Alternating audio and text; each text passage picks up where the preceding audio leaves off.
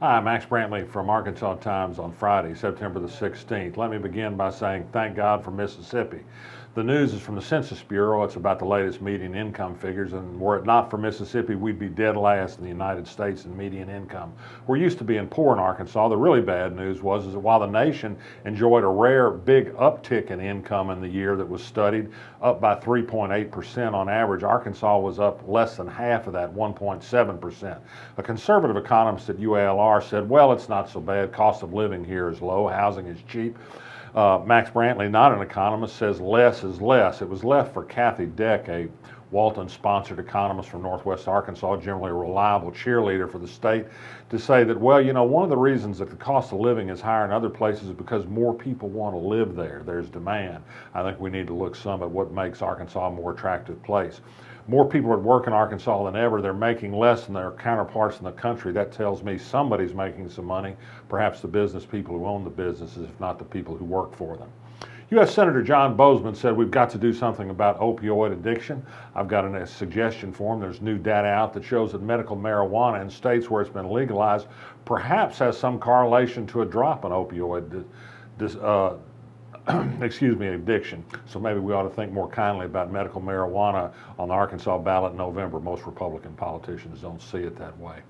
A really staggering story of legislative overreach yesterday at the Arkansas Legislature, reported in the Arkansas Democrat Gazette this morning.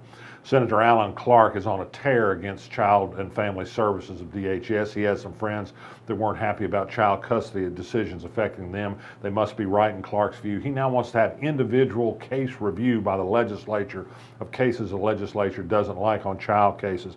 This is probably the most terrible idea and a legislator that's already running wild by taking away executive and judicial privilege and trying to annex it for itself. We want the legislature reviewing criminal prosecution decisions, PSC decisions, hunting and license fees. They would like to do it. We don't want it, but we certainly don't want it for the most vulnerable among us, and that's small children. The benefit of the doubt ought to go to children in cases of child protection. Then we let licensed social workers, judges, and the appellate courts decide if the petition was right. If a decision was made wrongly, it'll be changed, but in the meanwhile, the child will be protected.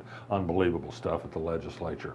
The University of Arkansas is going to have that big fundraising gala tonight to honor past and future big-time contributors. It's going to cost $450,000. We've said before they didn't want to say who was going to be there.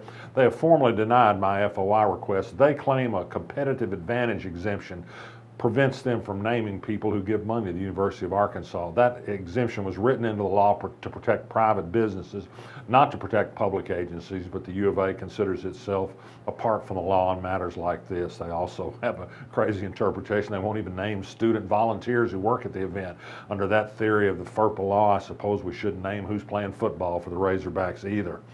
More news on the nursing home case. There's been a strong argument filed before the Supreme Court that the amendment to make it almost impossible to sue nursing homes has a misleading ballot title and be struck down.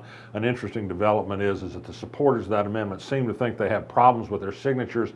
They want the Supreme Court to declare the new law passed by business interests like nursing homes to make it harder to put petitions on the ballot. Now that it might come back to bite them, they want that called unconstitutional. It's kind of a crazy thing. Nursing homes put $62,000 more into the campaign to pass this bad amendment last month. So far, no member of the Supreme Court has said they'll step off the case, including Rhonda Wood, who got a majority of her campaign money from nursing homes when she ran for the Supreme Court. Attorney General Leslie Rutledge is back at it again. She's fighting vociferously in favor of discrimination against LGBT people. She wants oral arguments to try and knock down the Fayetteville statute that gave equal rights to LGBT people in Fayetteville. She wants to defend the state law that prevents local ordinances like this and that explicitly allows discrimination against gay people by people who claim a religious exemption. The interesting current context is that North Carolina has a virtually identical law. The NCAA, the NBA, and a number of private businesses don't want to do business in North Carolina because of that law. Maybe nobody cares about Arkansas, which has an identical law. Perhaps it's part of that thing Kathy Deck noticed. People just don't want to live here. They'd rather live someplace better. Maybe it has something to do with discrimination. Who knows? Speaking of discrimination, a proponent of discrimination against LGBT and other sorts of people, the Family Council, the religious conservative lobby, issued a news release today saying what a great thing it was that Tom Cotton a sponsor of federal legislation to curb internet gambling. They use this as a way to attack a pending amendment that would allow 3 more casinos in Arkansas. Not defending that amendment by any means, but I do want to note that Arkansas has internet gambling already. You can gamble on the internet. Your credit card is all you need to do it at both Oaklawn and Southland. You can bet on races, dog and horse all the way around the world via the internet, but that's probably different, Tom Cotton might say.